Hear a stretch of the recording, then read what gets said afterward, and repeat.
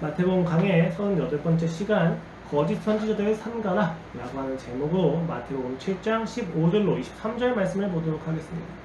오늘 본문 말씀 마태복음 7장 15절로 23절 말씀입니다. 모두 찾으셨으면 함께 봉독하도록 하겠습니다. 시작! 거짓 선지자들의 삼가라 양의 옷을 입고 너희에게 나아오나 속에는 무답질하는 일이라. 그들의 열매로 그들을 알지니 가시나무에서 포도를 또는 엉겅퀴 에서 무화과를 따겠느냐. 이와 같이 좋은 나무마다 아름다운 열매를 맺고 못된 나무가 나쁜 열매를 맺나니 좋은 나무가 나쁜 열매를 맺을 수 없고 못된 나무가 아름다운 열매를 맺을 수 없느니라. 아름다운 열매를 맺지 아니하는 나무마다 찍혀 불에 던져지느니라. 이러므로 그들의 열매로 그들을 알리라.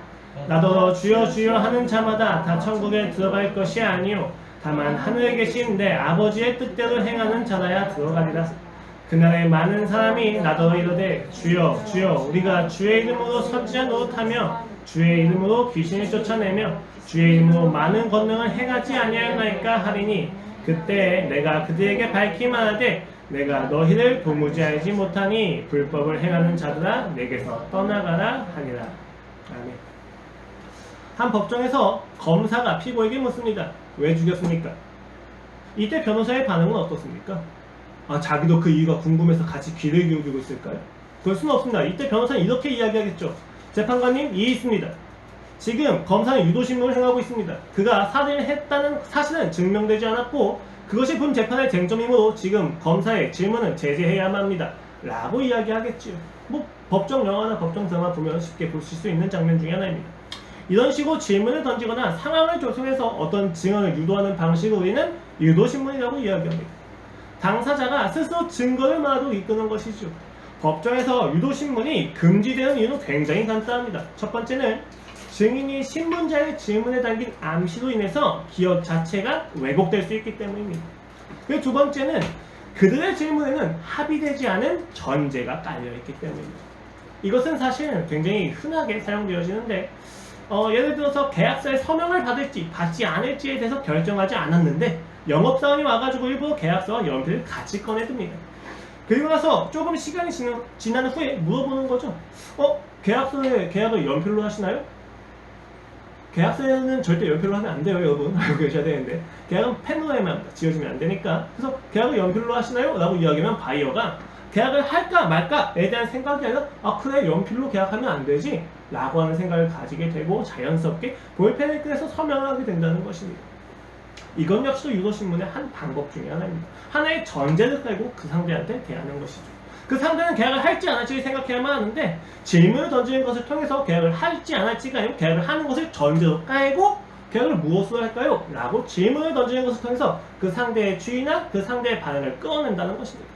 흥미로운 것은 이와 같은 유도신문의 원리는 일상에서도 굉장히 확인하기가 쉽다는 거예요. 특별히 상담을 처음 배운 학생들한테 좀 많이 나타나요. 이런 경우가. 어떤 경우냐면 상담을 처음 배우면 사람들이 다 어떻게 보이죠? 다 문제가 있는 것처럼 보여요. 그래서 사람들이 대할 때 다 이렇게 문제가 있는 사람처럼 대하게 됩니다. 이때 어떤 질문이 나오게 되냐면 이런 질문이 좀 나오게 돼요. 오늘은 좀 어떤 게 행복하지 않았나요? 오늘은 좀 어떤 게 불안했나요? 라고 물어보는 거예요. 원래 질문은 어떻게 해야 돼요? 오늘 어땠어요? 라고 물어봐야 되는데 질문 자체가 달라요. 오늘은 어떤 게 행복하지 않았나요? 라고 하니까 행복하지 않은 것들이 떠오르는 거예요. 대답을 할 때. 이것은 사실 제가 신앙을 처음 배우고 또 복음의 본질을 처음 알게 되었을 때 역시도 나타나는 현상이었어요. 복음을 진지하게 공부하다 보니까 복음을 진지하게 마주하다 보니까 질문이 드는 거죠. 하나님을 잘 알지 못할 거야 사람들은 나만큼 고민하지 않았을 거야. 사람들은 하나님을 사랑하는 것이 무엇인지 잘 몰라 라고 하는 생각을 가지니까 질문하는 겁니다. 너 하나님 사랑하니? 이 질문 자체에 어떤 전제가 있었냐면 그가 무엇을 대답하든지 간에 나는 다 박살내야지 라는 생각이 있어요. 교만이죠. 이런 전제를 깔고 질문을 하게 된다는 것입니다. 부분을 가지고 전체처럼 여기게 된다는 것입니다. 유도신문의 위험성은 바로 여기에 있습니다. 가장 무서운 것은 유도신문을 하는 주체가 확신을 가진다는 거예요. 상대는 이럴 거야. 상대에 의한 반응은 이런 거일 거야. 라고 결정을 내려놓고 상대의 반응을 유도하는 것이 문제라는 것입니다. 우리는 모두 지금 이 세상에서 그런 유도신문들에 노출되어 있습니다. 여러 기만과 속임이 우리를 농락하고 있는 것이 현실입니다. 그들의 진심과 그들의 능력과 그들의 지식을 가지고 우리는 기만당하고 있습니다. 그들이 어떤 전쟁을 깔고 우리에게 질문을 던졌을 때 우리는 그 전쟁을 파악하지 못한 상태에서 그 질문에 끌려다닙니다. 그렇게 우리는 하나님이 아닌 것을 하나님처럼 생각을 하고 생명이 아닌 것을 생명처럼 생각하고 살아가게 된다는 것입니다. 그렇다면 우리는 이 기만들 속에서 어떻게 생명을 향해서 나아갈 수 있습니까? 이제 이 질문을 한번 오늘 본문을 통해서 함께 살펴보도록 하겠습니다. 지난주 설교는 이런 내용들이었습니다. 예수님은 서기관과 바리새인보다 더 나은 의를 하나님의 나라가 이미 임했다는 문맥에서 가르치십니다. 그 자녀들에게 말이죠. 그리고 마침내 그 모든 가르침이 끝나고 예수님의 가르침은 이렇게 마무리되는데 첫 번째로 마무리하시는 말씀이 좁은 문으로 들어가라였습니다. 이 명령은 자녀가 아닌 자들한테 하셨다면 그들이 이 말을 듣고 자녀가 되기 위해서 힘들고 어려워도 감내해야만 한다는 의미가 되었을 텐데 오늘 이 좁은 문으로 들어가라라고 하셨던 그 말씀은 이미 자녀가 된 자들에게 하신 말씀입니다. 가나안 땅에 들어갈 자들한테 하시는 말씀이고 천국에 이미 들어간 자들한테 하시는 이야기입니다. 그러므로 지금 예수님께서 이야기하신 것은 너희가 열심히 살아야 된다가 아니라 너희가 내 말을 듣고도 집을 나갈 것이 분명하지만 그때 너희가 알아야만 하는 좁은 문이 있다. 너희가 선택해야 되는 좁은 문이 있다라고 이야기하는 거예요. 즉 협박이나 억압이 아니라 아버지가 집을 나갈 자신의 자녀에게 하시는 격려와 위로였으며 사랑이었다는 것입니다. 그것이 바로 좁은 문으로 들어가길 결단하게 하시는 예수 그리스도의 명령이었습니다. 그러나 여전히 우리에게 문은 좁습니다. 여전히 길은 좁습니다. 굉장히 사람이 적어서 그 문을 통과하고 가다가도 불안함이 슬그머니 머리를 들기 시작합니다. 그래서 걸음이 느려지죠. 그리고 그렇게 걸음이 느려지자 세상에서 제시하는 여러 가치들로 인해서 혼란이 더 가중되기도 합니다. 좁은 문이 옳다는 것을 알고 있습니다. 좁은 문으로 가야만 한다는 건 역시도 알고 있습니다. 좁은 문으로 가고자 합니다. 그러나 막상 결단과 선택의 순간이 되면 혼란이 옵니다. 정말로 이것을 선택하는 것이 맞을까?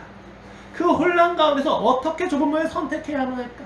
라고 하는 것에 대해서 예수님도 아셨기 때문에 이어서 명령하십니다. 오늘 본문이죠. 거짓 선지자들을 삼가라. 너무 당연한 이야기입니다. 여러분, 선지자가 있는데 거짓 선지자를 믿어야 됩니까? 참 선지자를 믿어야만 합니까? 당연히 참 선지자를 믿어야 되죠. 거짓 선지자들을 삼가야만 한다는 것은 당연한 거예요. 그것은 문제가 아닙니다. 문제는 거짓 선지자를 분별하기가 어렵다는 것에 있습니다. 우리가 모두 좁은 문으로 들어가야 된다는 걸 알고 있어요. 그런데 문제는 거짓 선지자들이 넓은 문을 좁은 문으로 속여서 이야기한다는 것이 문제입니다. 그렇다면 이제 우리에게 문제는 숨겨진 거짓 선지자들을 어떻게 해야 구별할 수 있냐는 거예요.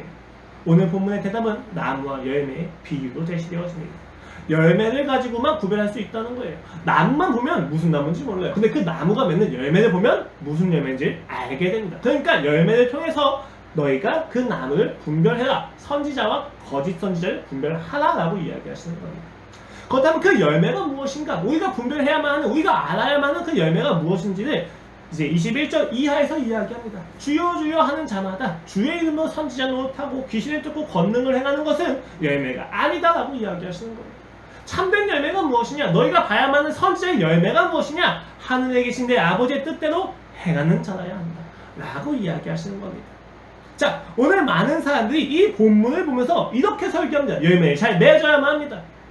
우리가 열매를 잘 맺지 못하면 실패하고 불에 던져지는 인생이 됩니다. 우리가 나무인 것을, 우리가 어떤 나무인지 잘 증명해야만 합니다. 열심히 사십시오. 윤리적으로 사십시오. 많은 부분에서 도덕적으로 높은 성취를 이루셔야만 합니다. 라고 하시는 분들이 굉장히 많이 있어요. 어떤 윤리와 도덕이 아니더라도 열매를 잘 맺어야 된다고 이야기하면서 그 열매가 무엇인지 굉장히 많은 내용을 가지고 이야기합니다. 그러나 오늘 본문의 강조는 열매를 잘 맺자, 하나님의 뜻대로 잘 살자가 아닙니다. 오늘 본문은 거짓 선지자를 분별하는 방법이 있습니다. 거짓 선지자를 삼가야만 한다라고 이야기하시는 겁니다. 그리고 그 거짓 선지자를 삼가기 위해서 제시되어지는 두 가지 방법이 16절로 20절 말씀이고 21절로 23절 말씀입니다. 전자는 그들을 구별할 수 있는 방법이 무엇이냐? 열매를 보는 것이다. 이고 후자는 그 열매가 무엇이냐? 그 열매는 바로 이러한 것이다 라고 설명을 하고 있다는 것입니다. 그러므로 오늘 설교를 듣고 우리가 가져야만 하는 대답은 내가 이렇게 살아야지가 아니라 이렇게 분별해야지로 가야 된다는 것입니다. 자, 각각에 대해서 하나의 질문을 던지고 그 질문에 대한 대답으로 어떤 내용인지 좀 살펴보고자 합니다. 첫 번째는 거짓 선지자를 분별하는 방법에 대한 것입니다. 즉 16절로 20절 말씀을 좀 살펴보도록 하겠습니다. 이 16절로 20절 말씀을 보면 사실 저는 이런 질문이 들었어요. 열매를 보고 분별하면 너무 늦은 것이 아닐까? 라는 것입니다. 열매를 보기 전에 구별해야 되는 거 아닙니까? 두 개의 나무가 있습니다. 그리고 저가 가지고 있는 것은 한 나무 정도의 분량의 비료를 가지고 있어요. 그러면은 이 비료를 하나에만 투자를 해야만 해요. 그러면 여러분, 열매를 맺고 나서 부으면 소용이 없다는 거예요. 열매를 맺기 전에 분별을 해서 부어야 되는 거잖아요. 오늘 본문 말씀을 이해할 때 열매를 맺는 것을, 열매를 보고 우리가 나무를 판단하면 너무 늦지 않을까? 여러분 생각해 보십시오. 거짓 선지자의 궁극적인 열매는 무엇입니까? 멸망입니다. 그럼 그들이 멸망하는 것을 보고 내가 선지자를 선택해야만 합니까? 거짓 선지자가 멸망할 때쯤에는 이미 나 역도 그 멸망의 길에 들어선 뜰 것입니다. 우리는 분별할 때 당연히 그 사람들이 열매를 보기 전에 분별해야만 하는 것이 아닐까라는 질문이 저는 떴다는 것입니다. 이 질문을 두고 이 본문을 봤을 때 사실 본문의 대답은 굉장히 간단합니다. 본문이 하는 대답은 그 열매가 너희가 신자가 좁은 문과 좁은 길을 선택하고 결단하고 나아가는 것에 있어서 당장 확인할 수 있는 무언가라는 것입니다. 멸망과 그리고 생명이 갈라지는 거기서만 확인할 수 있는 열매가 아니고 지금 당장 우리가 확인할 수 있는 열매라는 것이 오늘 본문의 포인트라는 거예요. 여러분, 신자는 저번 설교에서도 말씀드렸지만 끊임없이 결단해야만 합니다. 예수 그리스도의 생애적으로 만났다 할지라도 그 경험이 얼마나 놀랍다 할지라도 이 땅에서 죄를 짓고 살아가던 관성이 있기 때문에 신자는 혼란을 겪습니다. 그렇기 때문에 신자에겐 결단이 필요합니다. 그리스도 예수만을 주로 섬기기를, 그래서 예수 하나로 충분하다는 것을 누리기 위해서 우리는 결단이 필요합니다. 내가 스스로 구원할 수 없고 오로지 그의 은혜로만 구원을 받을 수 있다. 그리고 그것을 누리겠다고 하는 결단이 필요합니다. 그리고 이 결단을 할 때 우리는 많은 방해를 겪습니다. 예수님께서 하신 명령, 거짓 선지자들을 삼가라고 하는 명령에 담겨져 있는 전제는 이 신앙의 여정에서는 반드시 신자가 결단할 때마다 거짓 선지자가 있다는 것을 의미합니다. 우리를 속이는 자가 있다는 것입니다. 우리를 기만하는 자가 있다는 것입니다. 우리가 생각하고 우리가 결단한다고 해서 결단을 할 수 없다는 것을 그는 알고 계셨습니다. 신자가 이 땅을 살아가면서 많은 혼란을 겪을 수밖에 없다는 것 역시도 그는 알고 계셨습니다. 그렇기 때문에 예수님이 오늘 우리에게 주시는 것은 바로 분별의 기준이라는 것입니다. 그 혼란 속에서, 그 분별되지 않는 것 속에서 무엇이 진짜 생명인지, 무엇이 진짜 참된 선지자의 소리인지에 대해서, 무엇이 하나님의 말씀인지에 대해서 분별하게 해주는 열매가 바로 여기에 있다는 것입니다. 그러므로 오늘 본문은 좋은 열매를 맺으라는 것이 강조가 아니라 열매는 반드시 생긴다는 것입니다. 신자가 좁은 문을 가기 위해서 분별할 수 있는 열매들이 반드시 존재한다는 것입니다. 나무는 자기 정체를 속일 수가 없다는 거예요. 신자가 좁은 문을 가는 것에 있어서 방해하는 거짓 선지자들은 자신의 정체를 결코 숨길 수가 없다는 것을 예수님께서 이야기하시는 겁니다. 여기서 우리는 그 분별의 기준으로서 열매가 무엇인지를 논하기 전에 그 열매는 반드시 숨길 수 없다고 하는 특성 아래서 몇 가지 요소를 확인할 수가 있습니다. 세 가지의 부정문을 통해서 한번 확인할 수가 있는데, 첫 번째는 이 열매는 단순히 행위에 속하지 않는다는 것입니다.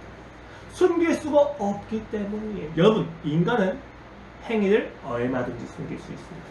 예수님을 믿지 않아도, 예수님을 주로 섬기지 않는다 할지라도 우리는 얼마든지 교회에 참석할 수 있습니다. 예배에 참여할 수 있습니다.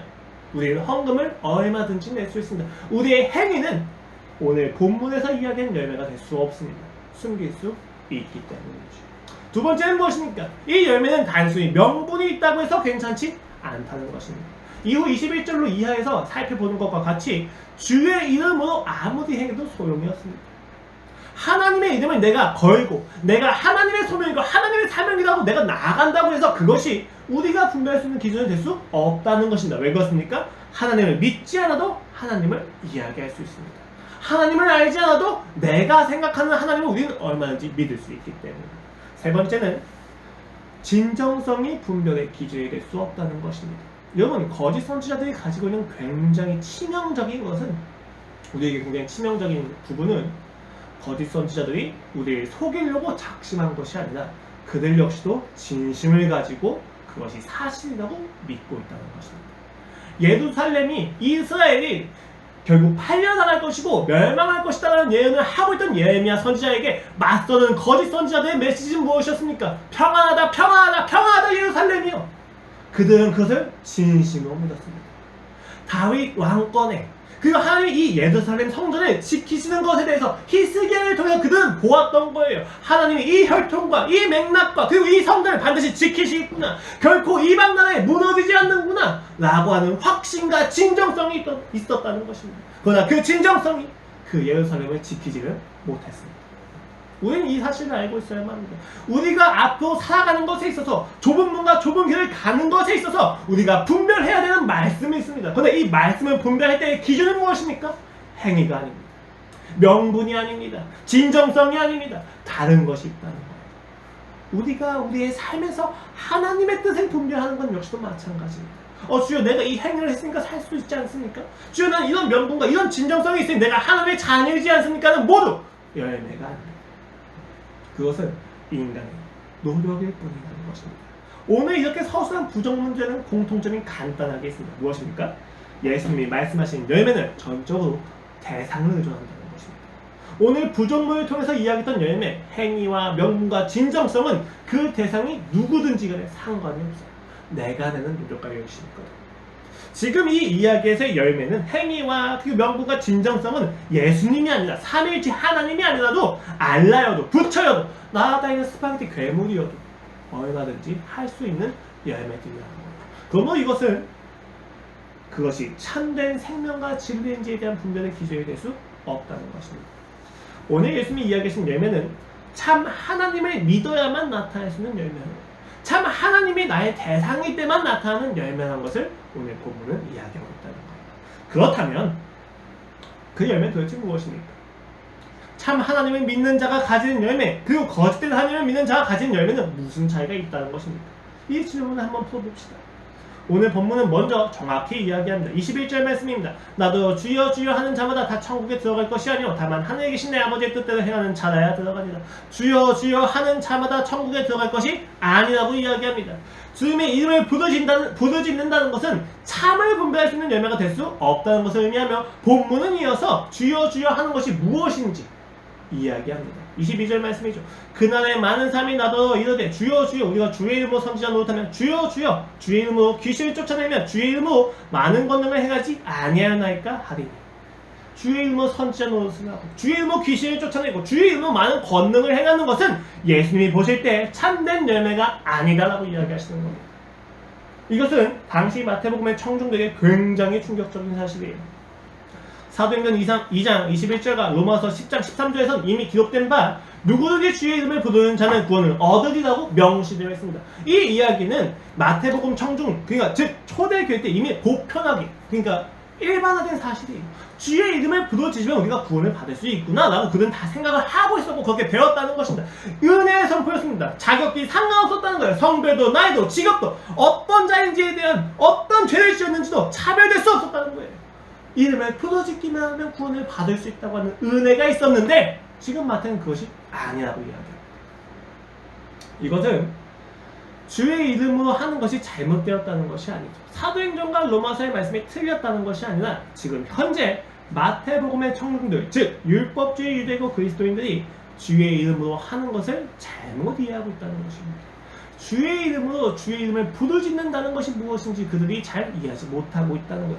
그들이 이해하고 있는 주의 이름으로 하는 것이 무엇입니까? 선지자 노릇하는 것입니다. 예언이 선지자 노릇을 한다는 건 미래의 일을 내가 예언한다는 것을 당시에 의미합니다. 두 번째는 귀신이 쫓아내는 거예요. 세 번째는 권능을 행하는 것이죠. 이 권능은 굉장히 다양한 의미가 있는데 이제 보통 마태복음 문맥 안에서는 치유 사역이라고 우리가 생각할 수 있지만 더 다양한 의미로 생각이 될 수 있습니다. 그들이 주의 이름으로 하는 것이 무엇입니까? 능력을 행하는 것이었습니다.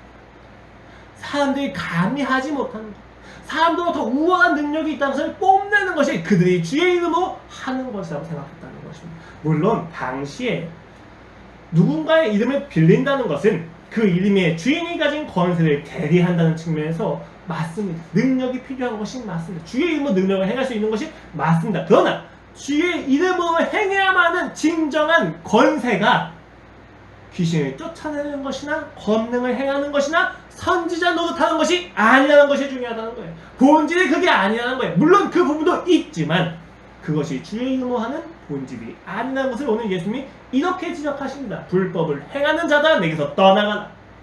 그들은 그리스도의 예수의 사역이라고 하는 것을 가지고 그들이 하는 신앙의 증명은 하나님을 만나는 것이 아니라 귀신을 쫓아내고 권능을 행하고 선지자 노릇을 하며 자기 스스로를 높이는 것에 있었습니다. 여러분, 그리스도인의 정체성은 그리스도 예수의 사역의 본질을 둡니다. 그래서 우리는 기도할 때 예수 그리스도의 이름으로 기도합니다 라고 이야기하는 것이죠. 그의 사역과 그의 권위 안에서 우리가 살아간다고 이야기했었을 때 우리는 무엇을 그의 이름으로 행합니까? 우리는 그의 이름에 있는 힘을 빌어서 그의 권세를 빌어서 우리가 행하고자 하는 것은 무엇입니까? 이 세상에서 조금 더 높아지는 것입니까? 이 세상에서 조금 더 탁월한 삶이 되는 것입니까? 내가 주의 자녀이거늘 주여 내가 어떻게 이렇게 비참할 수 있습니까? 비참함을 피하는 것이 주의 이름이 주는 효력입니까? 주여 내가 이렇게 억울하게 살 수 있습니까? 주의 이름을 빌어서 내가 하고자 하는 것이 나의 명백한 결백함을 드러내는 것입니까? 그것이 아니라고 오늘 예수님이 이야기하는 것입니다. 오늘 성경은 어떤 능력도 주의 이름으로 행하는 것이 열매가 될 수 없다라고 이야기하시는 겁니다. 그렇다면 참된 열매가 무엇입니까? 무엇이 참 선지자를 구별할 수 있는 표지가 되냐는 것입니다. 오늘 예수님은 이렇게 이야기하십니다. 하늘에 계신 내 아버지의 뜻대로 행하는 자라야 들어가리라. 여기는 네 가지의 정보가 있습니다. 첫 번째는 하늘입니다. 그가 계신 곳은 하늘입니다. 초월의 영역을 이야기해요. 전능의 영역을 이야기합니다. 두 번째는 아버지입니다. 그는 초월적이지만 동시에 인격적입니다. 제가 이 두 가지를 이미 앞서서 전능성과 인격성이라고 이야기하면서 삼위일체 하나님만이 가지는 독특성이라고 이야기했습니다. 이것이 모든 타종교로부터 기독교를 구별시켜주는 놀라운 변증의 요소라고도 이야기를 드렸습니다. 전능하지만 인격적이지 않다면, 인격적이지만 전능하지 않다면 그는 우리의 기도의 대상이 될 수 없다고 이미 말씀드린 바 있습니다. 그러나 오늘 하나님은 전능하시면서 인격적이라는 것을 예수님이 이야기하십니다. 그러나 보다 중요한 내용은 세 번째, 네 번째에 있습니다. 세 번째 특성이 무엇이냐면 내 아버지라는 것입니다. 그냥 아버지가 아닙니다. 하늘에 계신 아버지가 아니라 하늘에 계신 내 아버지입니다. 여기서 이야기하는 내는 누구입니까? 여기서 이야기하는 내는 성도가 아닙니다. 여기서 이야기하는 내는 예수 그리스도 스스로를 지칭합니다. 오늘 예수님이 이야기하시는 거예요. 하늘에 계신 나의 아버지라고 이야기하시는 겁니다. 하늘에 계신 나의 아버지의 뜻대로 행하는 자라야 들어가리라 라고 이야기하신다는 거죠. 오늘 예수님은 그 아버지가 바로 자기 예수 그리스도의 아버지라는 것을 정확히 이야기하십니다. 그게 왜 그토록 중요하냐? 간단합니다. 주의 이름으로 살아갈 때 맺혀야만 하는 내용의 본질이 바로 여기에 있기 때문입니다. 예수 그리스도의 아버지가 아니라 그냥 단순한 나의 아버지는 소용이 없어요. 그냥 아버지가 아니라 예수 그리스도의 이름으로만 만날 수 있는 아버지라는 것이 중요합니다. 예수 그리스도의 이름이 아니면 만날 수 없다는 것이 중요합니다. 그 하나님 아버지는 초월적이고 전능하시면서 인격적이신 하나님 아버지는 예수 그리스도를 통해서만 만날 수 있다는 것이 바로 여기서 강조가 되고 있다는 거예요. 예수 그리스도의 이름을 우리가 빌어야만 하는 가장 중요한 포인트, 가장 중요한 권세가 무엇이냐라고 이야기했었을 때 하나님을 아버지라고 부를 수 있다는 것입니다. 예수 그리스도의 이름을 빌어서 말이죠. 예수 그리스도의 이름이 가장 중요한 권세일 수 있는 이유, 하나님 아버지, 나와 분리되고 나와 단절되었던 그 아버지 하나님을 만날 수 있게 해준다는 점에서 그렇습니다. 여기는 어떤 누구도 예수 그리스도의 이름 없이 아버지를 만날 수 없습니다. 여기는 어떤 누구도 예수 그리스도의 이름 없이는 아버지를 생각할 수 없고 누릴 수 없다는 것입니다. 그 아버지를 인격적으로 만날 수 있는 유일한 방법은 예수 그리스도를 만나는 것에 있다는 것이죠. 여러분, 친구 집에 가는데 친구 없이 혼자 찾아가면 쫓겨납니다. 상견례를 하는데 자기 와이프가 없이 혼자 상견례를 하면 이상한 거예요. 그건 상견례가 아닙니다. 하나님 아버지를 만날 때 예수 그리스도가 없이 간다면 쫓겨날 것입니다. 불법을 행하는 자가 내가 떠나가라. 예수 그리스도의 사역을 통해서 만나게 되는 아버지만이 전능하시면서 인격적이라는 것입니다. 이것은 놀라운 이야기입니다. 그가 나의 아버지가 되었을 때, 내가 예수 그리스도의 이름을 통해서 그가 나의 아버지가 되실 때 우리의 열매는 단순한 행동에서 그치지 않습니다. 인격적인 교제를 통하여 그의 인격을 우리가 닮아가게 되기 때문입니다. 이것이 바로 네 번째 특성입니다. 뜻대로 행하는 자라는 것입니다. 우리는 그 아버지의 뜻대로 행한다는 것입니다. 이것을 단순히 윤리와 도덕 혹은 신앙적인 명분을 가지고 행하는 특별한 사명이라고 생각할 수 있지만 성경에서 이야기하는 열매는 조금 다릅니다. 갈라디아서 5장 말씀입니다. 22절로 23절 말씀입니다. 오직 성령의 열매는 사랑과 희락과 화평과 오래 참음과 자비와 양선과 충성과 오미와 절제는 이 같은 것을 금지할 법이 없느니라. 이미 이것을 우리는 믿음과 함께 살펴본 적이 있습니다. 이 인격은 인간이 스스로 자아내는 어떤 윤리와 도덕이 아니라 하나님을 만난 자만이 행할 수 있는 인격이라고 말씀드렸습니다. 하나님을 닮아간다는 것이죠. 우리가 종종 성경에서 기독교적인 문맥에서 인격이 열매다라는 것을 이야기했을 때 많은 사람들이 윤리와 도덕을 생각합니다. 내가 더 열심히 행해서 어떤 인격을 맺혀야지 라고 생각합니다. 그러나 기독교에서 이야기하는 인격이란 인본주의적으로 착해지는 것이 아니라 하나님을 만나는 것입니다. 하나님을 만나서 그 하나님이 내게 보이시고 내게 계시하신 그 인격을 내가 따라 행하는 것입니다. 그것이 그 아버지의 뜻대로 행하는 것입니다. 오늘 아버지께서 왜 내게 사랑의 성품을 보여주십니까? 내가 사랑을 행해야만 하기 때문입니다. 왜 아버지께서 나에게 자애와 인내가 그 인내를 보여주십니까? 내가 그 자애와 인내를 행해야만 하기 때문입니다. 신자는 절대적으로 반사체입니다. 그 발광체인 하나님의 그 빛을 받았을 때 우리는 반사할 수 있는 존재라는 것.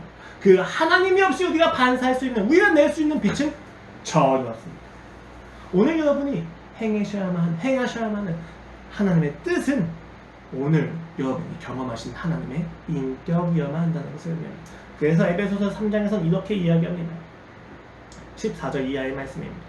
이러므로 내가 하늘과 땅에 있는 각 족속에게 이름을 주신 아버지 앞에 무릎을 꿇고 비노니 그의 영광의 풍성함을 따라 그의 성령으로 말미암아 너희 속사람을 능력으로 강건하게 하시오며 믿음으로 말미암아 그리스도께서 너희 마음에 계시게 하셨고 너희가 사람 가운데서 뿌리가 박히고 터가 굳어져서 능히 모든 성도와 함께 지식이 넘치는 그리스도의 사랑을 알고 그 너비와 길이와 높이와 깊이가 어떠함을 깨달아 하나님의 모든 충만하신 것으로 너에게 충만하게 하시기를 구하노라. 우리 가운데 역사하신 능력대로 우리가 구하거나 생각하는 모든 것에 더 넘치도록 능히 하실 이에게 교회 안에서와 그리스도 예수 안에서 영광이 대대로 영원 무궁하기를 원하노라. 아멘.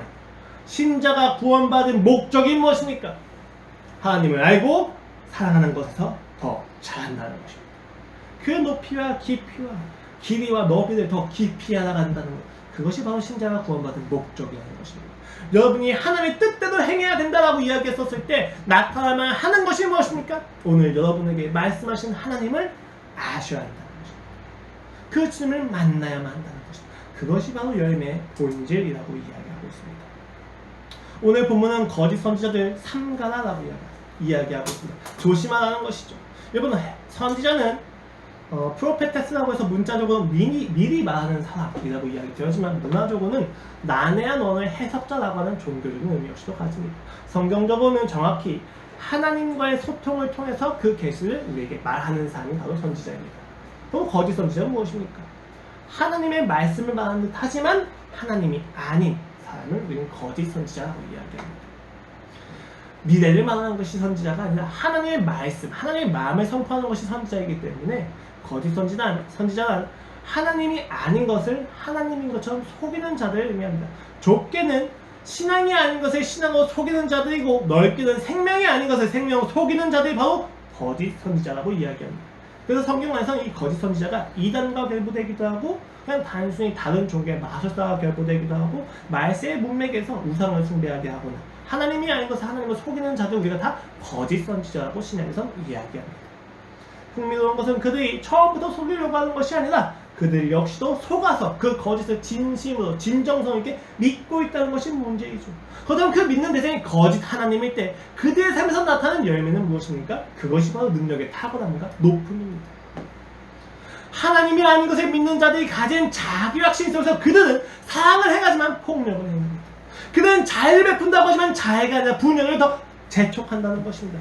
그들은 전능하고 인격적이지 않는 하나님을 만납니다. 인격적이지만 전능하지 않고 전능하지만 인격적이지 않은 하나님을 만난 그들에게 나타나는 인격적인 열매는 사랑이 아니라 자기입니다. 내가 그를 만났다가 자랑되어지는 것입니다.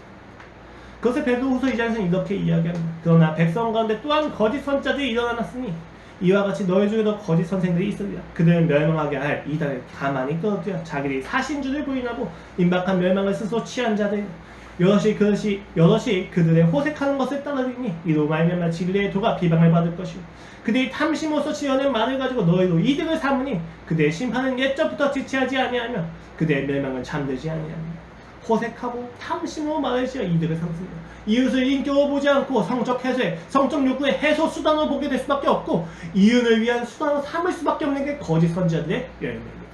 갈라디아서는 이렇게 이야기하죠. 5장 18절로 이해할 말씀입니다.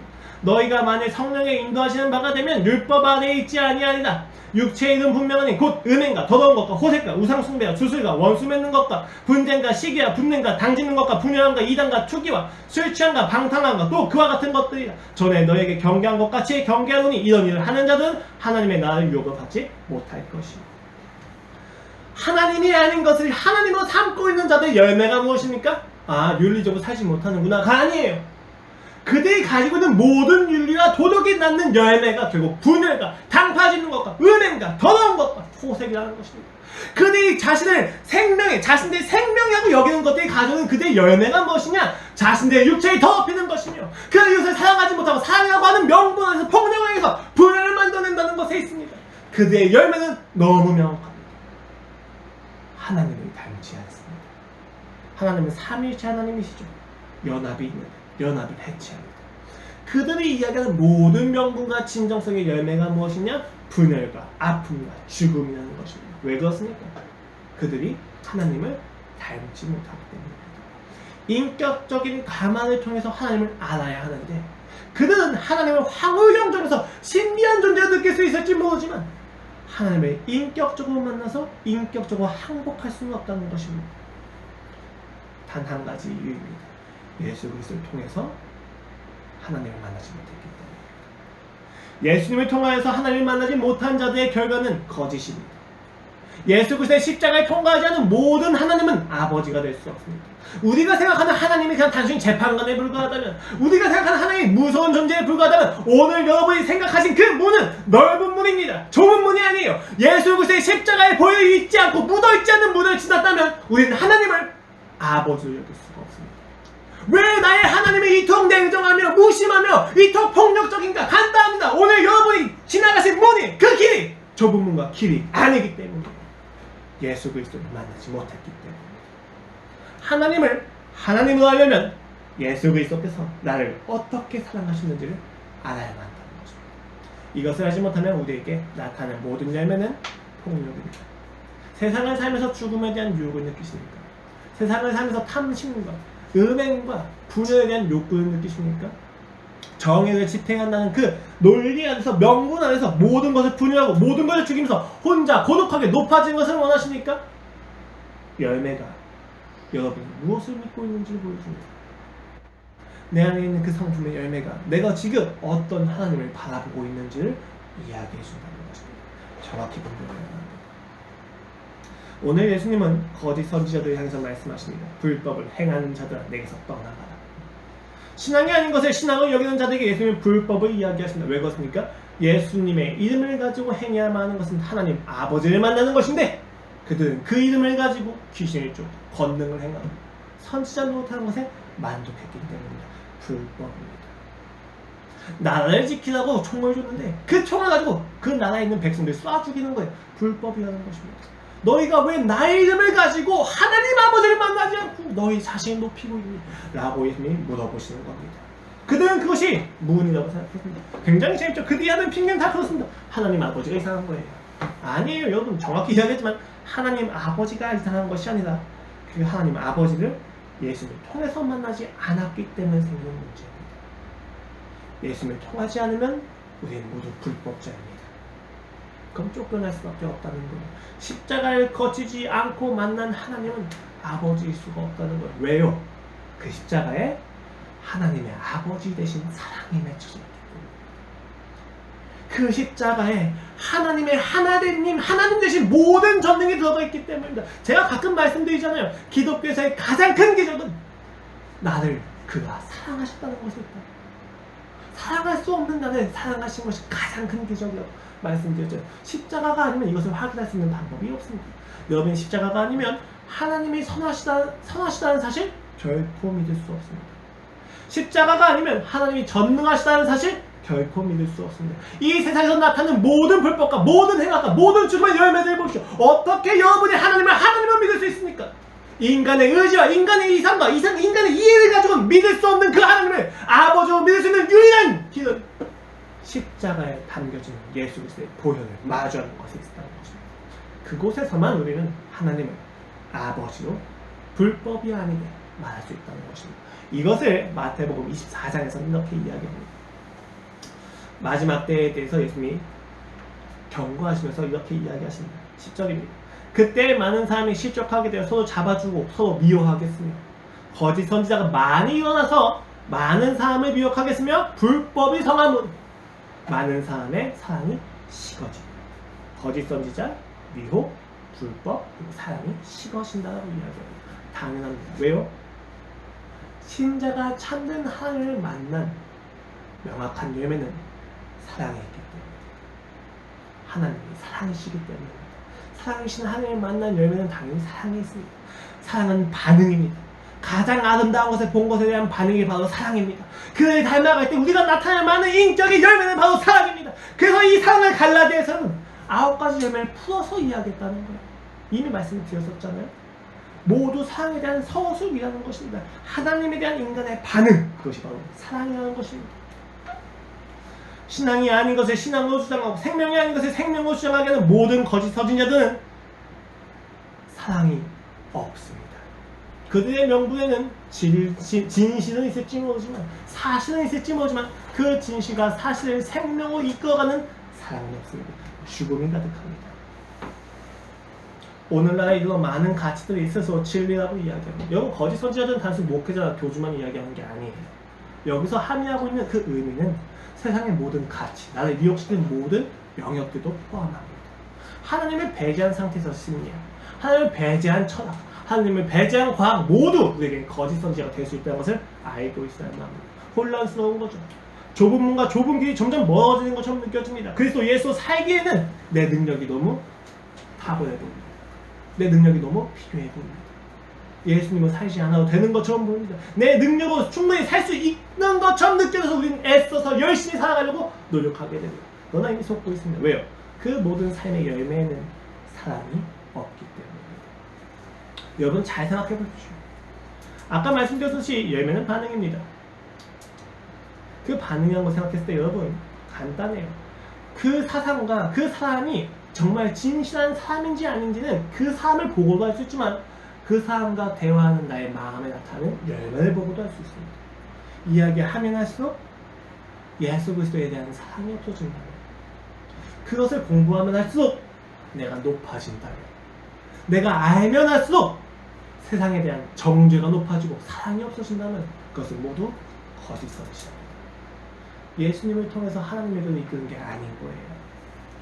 그들이, 그 거짓 선지자들이 얼마나 이웃을 인격적으로 대하고 있는지, 그들이 얼마나 진리를 인격적으로 대하고 있는지 보는 게 아니라 그들을 대하면서 내 안에 나타나고 있는 그 마음의 반응이 어떠한지를 보면 우리는 정확히 분별할 수 있습니다. 재밌죠? 어떤 어른은 이야기하면 이야기할수록 죄책감이 강화됩니다. 근데 어떤 어른은 이야기하면 이야기할수록 그 죄책감에서 사랑으로 향하게 됩니다. 우리의 마음이 정확히 이야기해 주는 것, 무엇이 참 하나님인지에 대해서 말입니다. 잘 분별하십시오. 여러분이 이 땅에서 좁은 문과 좁은 길을 분별해서 잘 가기 위해서는 그 거짓 선지자들, 어떤 것이 문이고 어떤 것이 길이다라고 이야기하는 사람들과 사람들을 대할 때 여러분의 마음에 맺히는 열매가 무엇인지 분명할 수 있습니다. 여러분 주의하십시오. 진정성과 명분이 아니라 사랑입니다. 내가 죽는다 할지라도 만나고 싶은 예수 그리스도, 내가 처벌을 받는다 할지라도 만나고 싶은 예수 그리스도, 그게 있다면 참된 것이고, 그 예수 그리스도에 대한 갈망과 간절이 없다면 그것은 거짓일 것입니다. 물론 우리가 좀 더 구체적으로 분별할 필요는 있는데 그것은 일대일 우리가 이야기하면서 좀 더 깊이 볼 수 있는 사항일 것 같습니다. 어떻게 우리는 분별을 통해서 생명을 향해 나아갈 수 있습니까? 사랑을 확인하면 됩니다. 그 사랑을 확인하기 위해서 당연히 여러분은 그 사랑을 경험해야만 하지. 그 사랑이 있고 없고가 무엇게 그 차이냐, 그것이 어떻게 열매가 될 수 있느냐 라고 이야기할 수 있습니다. 아니, 사랑이 있고 없고가 무엇게 중요해, 지식과 능력이 있으면 사랑을 대체할 수도 있어 라고 우리는 생각할 수 있습니다. 그러나 사랑이 가장 중요합니다. 한 교실에서 선생님이 아이들에게 이야기합니다. 자, 얘들아, 고래를 그려보자. 아이들이 저마다 새하얀 백지에 고래를 그리기 시작합니다. 그런데 유독 음울하고 우울해 보이는 한 소녀는 새하얀 백지에 고래를 그리지 않습니다. 단지 자기 마음 상태인 것처럼 전부 검정색으로 낙서합니다. 평소에도 그 아이를 선생님은 눈여겨봤습니다. 왜냐하면 그 부모가 이혼했고 아버지가 양육하는데 돈을 벌어야 해서 항상 밖에 나가 있기 때문입니다. 그 아이는 부모로부터 받아야만 하는 애정이 없는 것처럼 여겨집니다. 그래서 그 아이를 그 선생님은 굉장히 진정성을 가지고 케어했습니다. 그런데 그 아이가 그 미술 수업 이후부터 계속해서 모든 종류를 검정색 칠하기 시작하는 것을 보면서 선생님은 정말로 많이 걱정합니다. 그리고 그 선생님은 그 아이를 아버지의 허락을 받지 않고 정신과 상담을 받게 하고 정신과 의사에게 내신을 받게 합니다. 그들의 진단에 의하면 아이는 부모님이 이혼한 것으로 인하여 생긴 불안 때문에 유사자폐 현상이 일어났다고 이야기합니다. 선생님은 그 진단을 듣고 아버지를 불러서 비난이 섞인 말투로 아버지에게 모든 이야기를 합니다.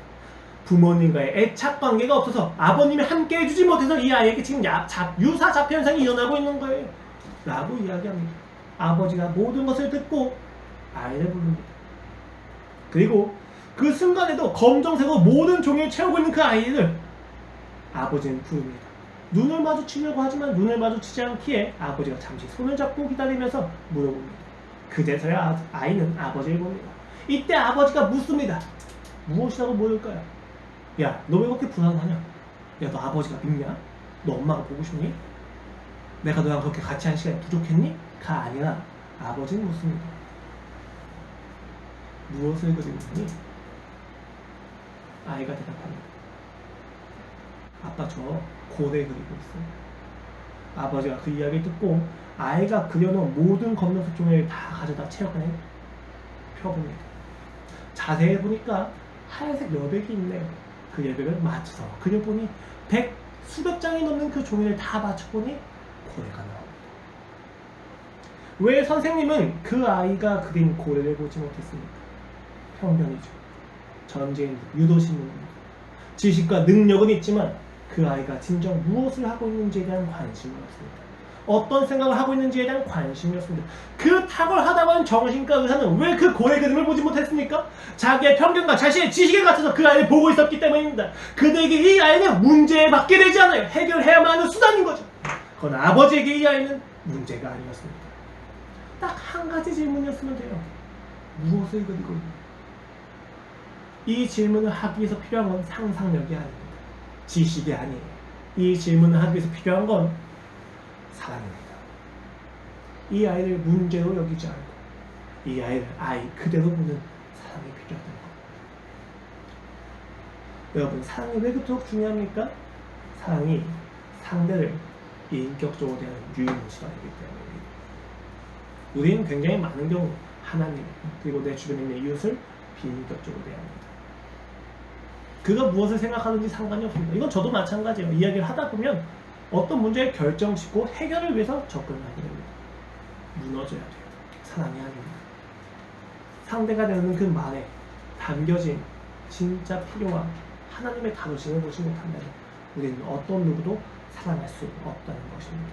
그러면 여러분, 좁은 문과 좁은 길을 그리고 그 진리를 따르기 위해서 분별해야 될 때 여러분이 아셔야만 하는 유일한 분별의 기준은 사랑입니다.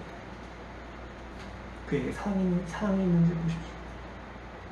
그에게 그와 이야기하거나 그 어떤 사랑을 접할 때 내 안에 드는 마음의 반응이 사랑인지를 확인하십시오. 그때 우리는 비로소 거짓 선지자를 분별할 수 있을 것입니다. 여러분 자신 역시도 편견이 아니라 하나님의 시선에서 사랑으로 보실 수 있을 것입니다. 그러므로 여러분 그 사랑을 더욱더 깊이 누리시기를 권면드리겠습니다. 기도하겠습니다. 하나님 아버지, 죄가 내 눈을 가려서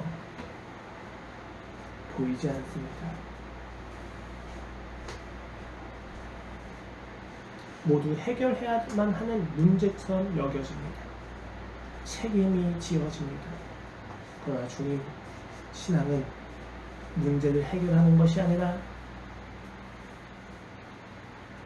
하나님을 만나는 것에 있습니다. 신앙은 높아지는 것이 아니라 주님을 더 아는 것에 있습니다. 주여 만나 주옵소서. 주여 사랑을 알려주시옵소서. 주여 이제 내가 분별의 기준을 알았습니다. 사랑입니다. 그 모든 것을 접할 때 내 마음에 드는 반응이 주님을 향한 사랑과 열정이 아니라면 주여 나는 다시 무릎 꿇겠습니다. 부디 그때 사랑을 부어주시옵소서.